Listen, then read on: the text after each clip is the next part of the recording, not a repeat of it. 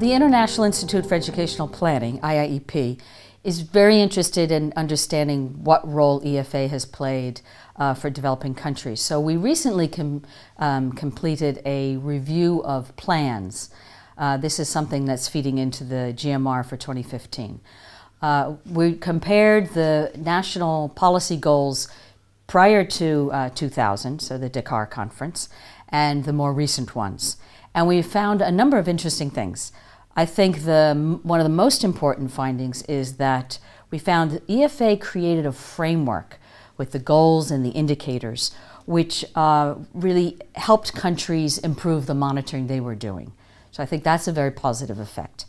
We also found that some goals got more attention after the Dakar Conference than previously. And these are Goal 1 on early childhood care and education, and Goal 5 on addressing gender disparities. That's interesting. The bad news is that attention to adult literacy, which is represented in Goal 4, received very, very little attention after 2000. And that's a shame. We also found a number of other goals, not EFA goals, that were prominent across many countries. Things such as improving the management of the educational system, transparency and accountability, and involving civil society. So those were recurring goals, which are not part of the EFA. The International Institute for Educational Planning, or IIEP, sees capacity development as really critical for system change. And we have many examples from our work in supporting countries. I'll just mention one of them, and that's Afghanistan. So we've been engaged in Afghanistan for 12 years, providing technical support, training, institutional capacity development, etc.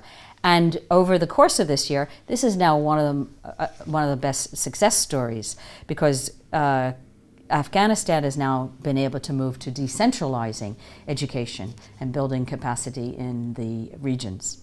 The UN, donors, and NGOs in the past decade have made significant efforts to meet Education for All goals, but there is a major shortfall in funding. And this includes financial support for capacity development institutes like International Institute for Educational Planning, which is at a time when there's a need for more attention to the technical aspects, the managerial aspects in supporting countries to meet EFA. And the GMR has recently released an analysis of how aid to education is declining. And biggest problem is that the cuts are biting hardest in the countries that are the furthest from reaching the EFA goals.